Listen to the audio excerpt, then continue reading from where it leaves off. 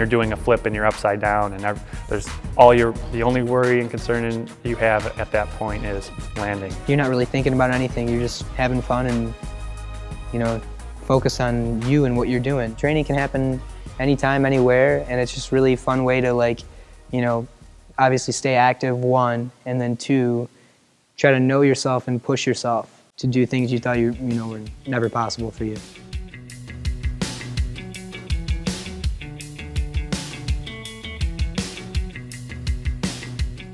What initially influenced me to start doing parkour was essentially just playing on the playground as a kid. You know, most kids kind of grow out of that, but I just didn't. I kept playing and just really enjoyed what I was doing and started taking it to bigger and better playgrounds to the sense of where the city became my playground.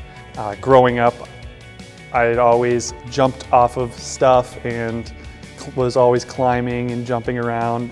And I think I always felt that I liked doing that more than your average kid. Parkour to me is life. Yes, it's a physical discipline. Yes, it is about jumping and running, vaulting, climbing, and overcoming obstacles. But it's much more than that. And anybody who practices parkour kind of learns to know themselves after a while. You achieve this state of flow almost where you can literally do anything. The most fun part about parkour for me is you get out there in your environment and it's like your canvas and you're the artist, and you go out there and you can just create using your body and movement whatever you want. It's very freeing. I like that feeling of just being in the air for as long as possible, and just like I said, that feeling of weightlessness, that feeling of almost, you know, freedom. That feeling to me is what excites me the most.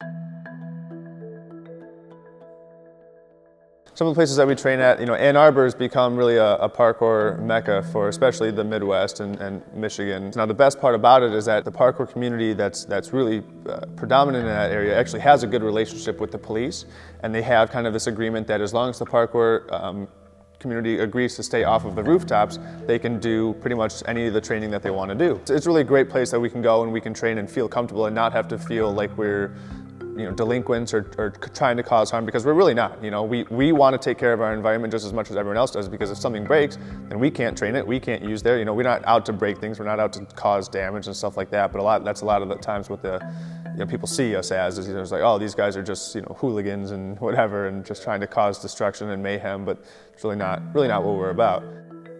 Parkour is it can be a very risky sport, and in order to prepare yourself mentally and to prevent injuries, we do have to do a lot of training.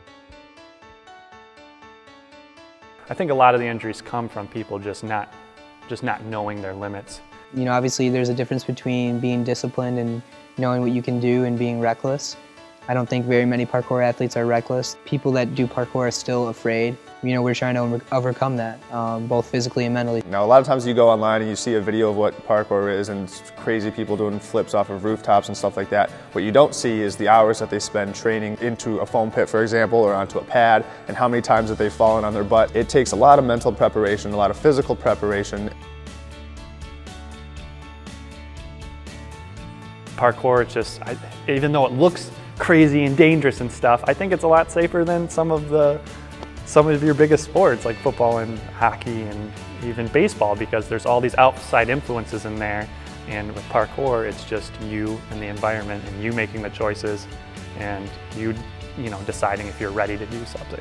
With other sports, for example, like football, right? One of the biggest sports in America, they have tons of injuries, tons of risk, because you have the element of another human being that you're coming into contact with. It's unpredictable, you know? When I'm coming into contact with the ground, I know that ground's not going to move. So if you don't feel safe or prepared to do something, then you can choose, you know, you can choose not to do that. Like in football, you can't just say, all right, no one hit me too hard, please. I don't want to get hurt today. You can't do that. With parkour, it's all on you.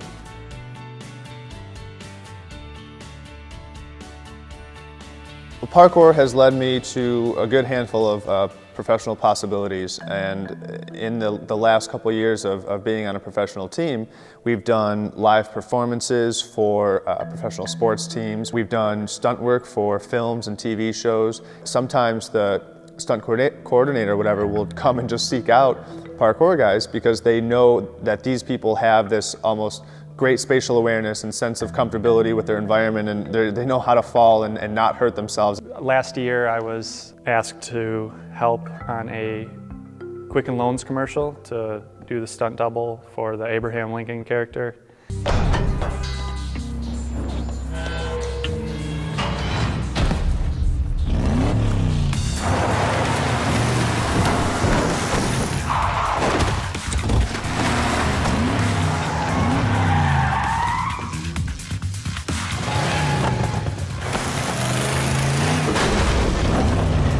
This was one of my first stunt double gigs, so I was really trying to learn how to mimic the person I was doubling, and at the same time using the dress shoes and the wardrobe I was given, trying to do my best performance parkour-wise. And it was all very exciting and sort of surreal. Didn't really set in until I think the first time I saw the commercial on TV. Seeing how like the behind the scenes stuff of all that and like how they cheat things in Hollywood is super cool. It's a lot of fun, and you know, it can actually provide like professional freerunners and stuntmen careers, obviously.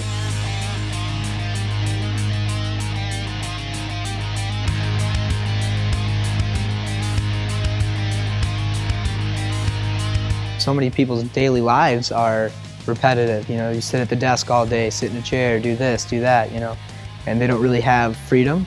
I think parkour gives you freedom. Doing what you love to do, and if you can make a living doing it, is one of the most important things you can do.